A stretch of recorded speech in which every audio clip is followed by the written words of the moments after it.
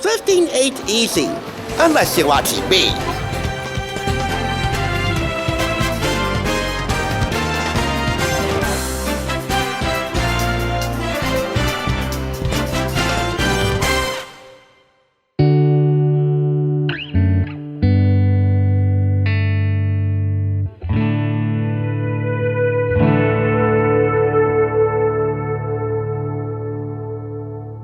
Welcome back. You're watching the Thrift Store Rundown, where we bring Hollywood home on a budget.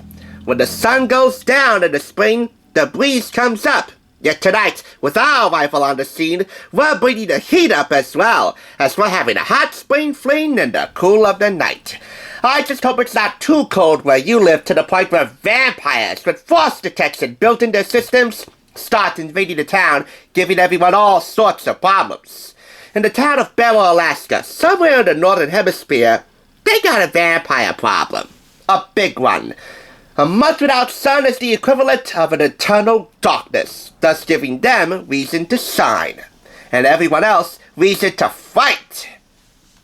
I'm wondering if the residents of Barrow, Alaska should either ban this DVD outright or include it as part of a vampire invasion survival kit.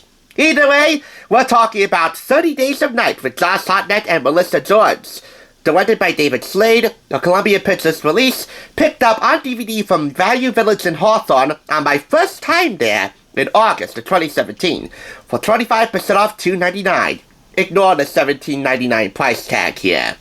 Andrew Cass of DreadCentral.com says it's the most terrifying vampire movie ever made. I'm not sure if that's really an adequate statement, but it's definitely one of the most terrifying I've ever seen, and probably one of the best. Thelma Adams of Us Weekly says the movie gives her jumps-in-your-seat thrills. Josh Hartnett crosses over to the dark side in this bone-chilling adaptation of the cult hit graphic novel, brought to the screen in all its demonic glory. In a small Alaskan town, 30 Days of Night is a natural phenomenon. Very few outsiders visit. Until the arrival of deathly pale vampires savagely attacking sled dogs. Soon, they find there are much more satisfying thirst quenchers about. Human beings. One by one, the townspeople succumb to a living nightmare, but a small group survives. At least, for now. The vampires use the dark to their advantage, and surviving this cold hell is a game of cat and mouse. And screams. The small group of survivors are led by Sheriff Eben Olsen, played by Hartnett, and his estranged wife Stella, played by Melissa George. The vampires are led by Marlowe, played by Danny Houston, and his lover Iris. Initially I thought she was actually a hot vampire, but then taking a close-up look at her face, wow, props to the VFX and prosthetics department for making me think different. Jeez. We got here 8 behind-the-scenes featurettes, from pre-production all the way to casting, with visual effects and stunts in between, audio commentary with Hartnett, George, and producer Rob Tappert, plus the first episode of Blood Plus. This has an approximate running time of 113 minutes and is indeed closed captioned. The disc played well, no audio or visual problems to report with playback. It's rated R for strong horror violence and language. Director David Slade certainly knows how to make a vampire flick look slick.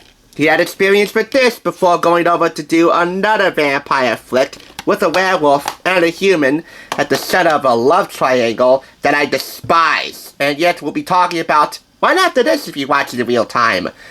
The Twilight Saga, Eclipse. There's no need to compare the two because they both look slick, but this is hellfire and brimstone better.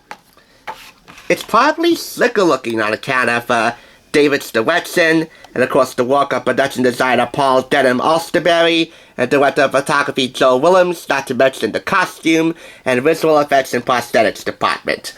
Oh yeah, and props for the atmospheric score by Brian Wetzel.